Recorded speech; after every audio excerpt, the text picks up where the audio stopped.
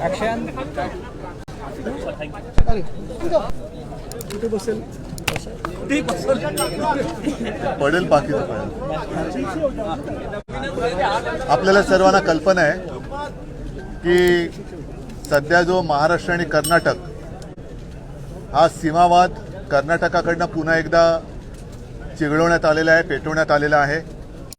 आणि त्याच्याबद्दल कर्नाटक सरकारने गेल्या काही दिवसापूर्वी म्हणजे विशेष म्हणजे देशाच्या गृहमंत्र्यांकडे दोन्ही राज्याच्या मुख्यमंत्र्यांची आणि आपल्या उपमुख्यमंत्र्यांच्या सोबत बैठक झाल्यानंतर देखील त्यांनी ठराव मांडला आणि त्या ठरावामध्ये 1 इंचसुद्धा जमीन आम्ही महाराष्ट्राला देणार नाही असा एक आक्रमक आणि कौरवी थाटाचा प्रस्ताव मांडला, ठराव केला. तो ठराव मांडल्यानंतर साहजिकच आहे महाराष्ट्राचं विधिमंडळाचं अधिवेशन सुरू आहे आणि या अधिवेशनामध्ये सुद्धा आपल्याकडनं सुद्धा त्याला एक उत्तर देण्याची गरज होती. मी सरकारचं एक अभिनंदन करतो, त्यांना धन्यवाद देतो की निदान तिथल्या सीमा भागातील जे अन्यायग्रस्त मराठी भाषिक आपले माता भगिनी आणि बांधव आहेत त्यांच्या पाठीशी आपण ठामपणे उभे आहोत असा ठराव त्यांनी आज मंजूर केला. त्याला साहजिक आम्ही पाठिंबा दिला, कारण महाराष्ट्राच्या हिताचं जे काही असेल तिथे दुमत असण्याचं कारण असूच नये या मताचे आम्ही सगळे आहोत आणि म्हणून आम्ही त्याला एकमताने पाठिंबा दिलेला आहे. पाठिंबा दिल्यानंतर काही गोष्टी ज्या वाटतात आम्हाला सुचवण्यात आल्या पाहिजेत त्या आतमध्ये सुद्धा सुचवणार आहोत, तुमच्यासमोर सुद्धा मांडतो आहोत. या ठरावात जे म्हटलेलं आहे की तिथल्या नागरिकांना आपल्याकडनं काही सुविधा देण्यात येतील. आता त्याच्यामध्ये थोडी एक स्पष्टता पाहिजे की योजना या राज्याच्या त्या राज्यामध्ये त्याची अंमलबजावणी होणार का त्या राज्यातून इथे आलेल्या नागरिकांना होणार हा एक मुद्दा आहे. पण तरी ती गोष्ट चांगली आहे की निदान त्या लोकांना आपण योजना आणि त्या योजनेअंतर्गत जे काही लाभ आहेत ते आपण देऊ शकणार आहोत आणि देणार आहोत. हा एक ठराव त्या ठरावातला एक भाग आहे, हा एक चांगला मुद्दा आहे. 2-3च गोष्टी मला त्याच्यामध्ये थोडी एक की मूळ मुद्दा आहे तो योजनांसाठी नाही आहे, तो भाषिक अत्याचाराचा आहे. आपण त्या भाषिक अत्याचाराबद्दल काय करणार आहोत हा एक प्रश्न थोडासा नाही म्हटला तरी अनुत्तरित आहे. सुप्रीम कोर्टाने मी काल आपल्यासमोर म्हटलं होतं की जोपर्यंत सुप्रीम कोर्टाचा निकाल लागत नाही तो योजनांसाठी नाही, संपूर्ण जो कर्नाटक व्याप्त महाराष्ट्र आहे तो भूभाग केंद्रशासित झाला पाहिजे, झालाच पाहिजे ही आमची मागणी आहे. परंतु त्याच्यावर उत्तर दिलं गेलं की काही वर्षांपूर्वी म्हणजे 2006-2008 साली सुप्रीम कोर्टाने सांगितले की असा प्रदेश केंद्रशासित करता येणार नाही, परिस्थिती जैसे ते ठेवावी. मुद्दा असा येतो की हे 2006 किंवा 2008 सालीपर्यंत ठीक होतं, पण त्याच्यानंतर परिस्थिती जैसे ते ठेवण्याचा जो काही निर्णय आदेश सुप्रीम कोर्टाने दिला त्या आदेशाची अंमलबजावणी कर्नाटकात होत नाहीये. अत्यंत आक्रमकपणाने कर्नाटक सरकार एक पावलं पुढे टाकत चाललेलं आहे आणि कालांतराने असं होईल की महाराष्ट्र संयमाने वागेल, महाराष्ट्र आपल्या संस्काराप्रमाणे शांतपणाने वागेल, मजबूतीने उभा राहील, पण आपल्या डोळ्यात देखत तिथला मराठी ठसा पुसला जाईल आणि तो पुसला जाऊ नये याकरता एक पुनर्विचार याचिका आपल्या सरकारकडनं ताबडतोब सर्वोच्च न्यायालयात होण्याची गरज आहे. ती म्हणजे की आपण सन्माननीय न्यायालयाला सांगितलं पाहिजे की आपण जेव्हा आदेश दिला होता तेव्हाची परिस्थिती आणि आत्ताची परिस्थिती आपण एक निरीक्षक पाठवून बघा की तेव्हा काय होतं, त्याच्यानंतर कर्नाटक सरकारने काय काय केलेलं आहे, नामांतर कसं केलेलं आहे, उपराजधानीचा दर्जा कसा दिलेला आहे, तिथले भाषिक व्यवहार जे काय होते नेहमीचे ते कानडी भाषेत कसे सुरू केलेले आहेत. म्हणजेच काय की आपण शांतपणाने कोर्टाचा निर्णय येण्याची वाट बघत असताना आपल्या डोळ्यात देखत आपले माता भगिनी आणि बांधव आहेत त्यांच्यावरती भाषिक अत्याचार सुरू आहेत. ते अत्याचार थांबवण्यासाठी पुन्हा मला असं वाटतं की महाराष्ट्र सरकारकडनं सर्वोच्च न्यायालयात पुनर्विचार याचिका ही केली गेली पाहिजे आणि त्या याचिकेमध्ये हा संपूर्ण भूभाग सर्वोच्च न्यायालय माननीय सर्वोच्च न्यायालयाचा निकाल लागत नाही तोपर्यंत केंद्रशासित करण्याचा आग्रह आपण केला पाहिजे. हा एक मुद्दा आहे. आणि जसं योजना लागू करणार, आता हे मला अजून स्पष्ट झालेलं नाही की एका राज्याच्या योजना दुसऱ्या राज्यात लागू होऊ शकतात का, कारण जिथे कर्नाटकचे मुख्यमंत्री आपल्या नेत्यांना आणि मंत्र्यांना येऊ देत नाही तिकडे योजना येऊ देतील का, तर तोही एक भाग आहे. आणि योजनेसाठी कोणी आग्रह धरलेला नव्हता, पण तुम्ही द्या, जरूर द्या, पण त्याचबरोबरीने तिथे जे काही अत्याचार होत आहेत, मराठी भाषा म्हटल्यानंतर तिकडे अत्याचार केले जात आहेत, अटका केल्या जात आहेत, खटले भरले जात आहेत, त्या सर्व खटल्यांसाठी महाराष्ट्र सरकारने वकील द्यावेत. कायदेशीर लढाई आपण दोन्ही राज्य मिळून सर्वोच्च न्यायालयात लढत असताना स्थानिक पातळीवरती त्यांच्यावरती जे काही कारवाई होत आहेत, पोलीस कारवाई होत आहेत, कायदेशीर कारवाई होत आहेत, त्या सर्वांची जबाबदारी महाराष्ट्र सरकारने घ्यावी अशी सुद्धा आमची एक आग्रहाची मागणी आहे आणि ती उद्या आम्ही सभागृहात केल्याशिवाय राहणार. उद्या किंवा आज जेव्हा ती चर्चा होईल तेव्हा ती केल्याशिवाय राहणार नाही. आणि म्हणून मला असं वाटतं की परत एकदा आज आपण ठराव जो केलेला आहे त्या ठरावाला आम्ही सगळ्यांनी एकमताने पाठिंबा दिलाच आहे. इथे कोणतेही पक्ष, मी पुन्हा एकदा सांगतो की तुम्ही काय केलं आम्ही काय केलं ही वेळ आता गेलेली आहे. कारण कर्नाटकाच्या बाबतीत बघाल तर पक्ष कोणताही असो, सरकार कोणाचाही असो, मुख्यमंत्री कोणी असो, ते या बाबतीत मात्र एकजुटीने मराठी भाषिकांवरती अन्याय करण्यासाठी काम करतात.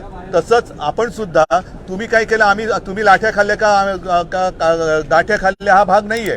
पण आता काय करायचंय याच्यासाठी एकत्रित येऊन सर्वोच्च न्यायालयात जाणं आणि तिथे जे काही अत्याचार होत आहेत, केसेस होत आहेत, त्यांच्यासाठी वकिली मदत, कायदेशीर मदत ही महाराष्ट्र सरकारने द्यावी अशी आमची मागणी आहे.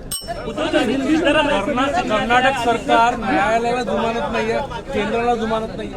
हो, म्हणूनच माझं म्हणणं तेच आहे की आता समज त्यांना देण्यात यावी. तर आता गेल्या 8-10 दिवसापूर्वी मग केंद्रीय गृहमंत्र्यांकडे नेमकं त्यांना काय दिलं गेलं होतं, मग त्याला काय म्हणायचं की आता परत समज देण्यासाठी त्यांना दिल्लीत बोलवणार आहेत. आणि समज दिल्यानंतर जिथे सर्वोच्च न्यायालयाने परिस्थिती जैसे ते ठेवण्याचं सांगितल्यानंतर सुद्धा जर कर्नाटक सरकार असा ठराव मंजूर करत असेल की 1 इंच सुद्धा जमीन देणार नाही, तर हा सरळ कोर्टाचा अवमान आहे. आणि हा कोर्टाचा अवमान झालेला सुद्धा आपल्या सरकारने आपल्या वकिलांच्या मार्फत माननीय सर्वोच्च न्यायालयाच्या नजरेत आणून देण्याची गरज आहे. आज जो ठराव झाला यामुळे सीमावर्ती भागांना, मराठी भाषिकांना महाराष्ट्र सरकार आपल्या पाठीशी उभं आहे हा विश्वास पटेल का?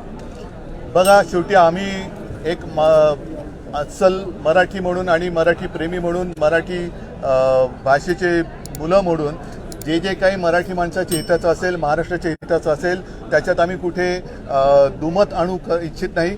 म्हणून मी तुम्हाला तेच म्हटलं की मी पहिला प्रथम सरकारचं अभिनंदन करतो की त्यांनी यांच्या पाठीशी उभं राहण्याचा तरी ठराव केला. हेही नसे थोडके.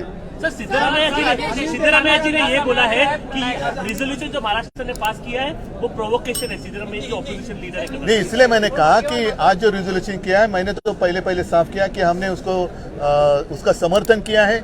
जो भी चीज़ महाराष्ट्र की हित में होगी उसे हम समर्थन देंगे, जरूर देंगे. लेकिन साथ ही साथ कुछ सवाल सामने खड़े हैं, उसका उत्तर नहीं मिल रहा है. जो भी बात की गई है कि योजना वहाँ उनको उसका लाभ दिया जाएगा, तो अगर वो सरकार हमारे यहाँ से नेता आने के लिए मना कर रही है, मंत्रियों को बंदी लगा रही है, तो क्या योजना को आने देगी? और योजना ही देनी है तो उनकी मांग योजना के लिए नहीं है. जो उनके ऊपर अत्याचार हो रहा है, अन्याय हो रहा है, उसके खिलाफ वो आंदोलन कर रहे हैं.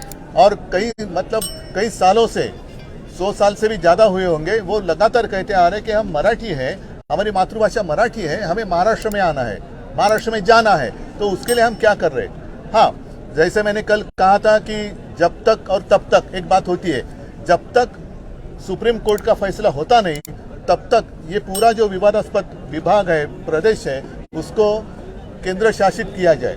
लेकिन आज उसका उत्तर दिया गया कि 2008 में सुप्रीम कोर्ट ने ये कहा कि केंद्र शासित नहीं हो सकता. जो भी स्थिति है वो जैसे थी होनी चाहिए. तो क्या 2008 में जो स्थिति है और आज 2022 की स्थिति जैसे थी है क्या? नहीं है. उन्होंने, कर्नाटक सरकार ने इसके बावजूद, सर्वोच्च न्यायालय ने कहने के बावजूद भी वहाँ विधान मतलब अधिवेशन शुरू किया, बेलगांव को उपराजधानी का दर्जा दे दिया, उसका नामांतर किया और सारी कुछ बातें जो व्यवहार रहते हैं वो भी उनके भाषा में उन्होंने शुरू की. तो इसका मतलब यह है कि उन्होंने सीधा उनका अवमान किया है. वो भी, ये भी जो बात है सर्वोच्च न्यायालय की नज़र में लानी चाहिए. और ठीक है, उन्होंने उस वक्त बात कही थी कि केंद्र शासित किया नहीं जा सकता, लेकिन अब उसके लिए पुनर्विचार करने की जरूरत है. और मैं तो यही कहता हूं, मैं मतलब हम सब, कि दोबारा सर्वोच्च न्यायालय में जाना चाहिए. दोबारा मतलब जो अभी केस चल रही है उसमें, और उनको कहना चाहिए कि आपने जो बात कही थी हम तो मान रहे हैं, हमने कभी आपकी बातों का अवमान नहीं किया, कर्नाटक सरकार कर रही है और अब स्थिति हाथ से बाहर जा रही है. तो कम से कम अभी जब तक आपका फैसला होता नहीं है तब तक ये पूरा जो विभाग है वो केंद्र शासित किया जाए. सीमा प्रश्नावर एवढ्या घडामोडी घडतात आहे. अनिल देशमुखांना दिलासा मिळाला, आता ते तुरुंगातून उद्या बाहेर येऊ शकतात.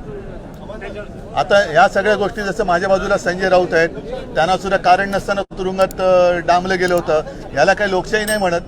त्यांना जामीन देताना कोर्टाने जे काही ताशेरे ओढलेले आहेत ते ताशेरे बघितल्यानंतर ज्यांनी ही कारवाई केली त्यांनी तोंडाला डांबर फासून घ्यायला पाहिजे. सरकारमधल्या अनेक नेत्यांवरती भ्रष्टाचाराचे आरोप होत आहेत. आज आणखी एक नाव उदय सामंतांचं नाव समोर आलंय, काय सांगा? मी याच्यावरती जेव्हा अधिवेशन संपेल तेव्हा बोलणारच आहे. परंतु शेवटी नैतिकता एक भाग असतो.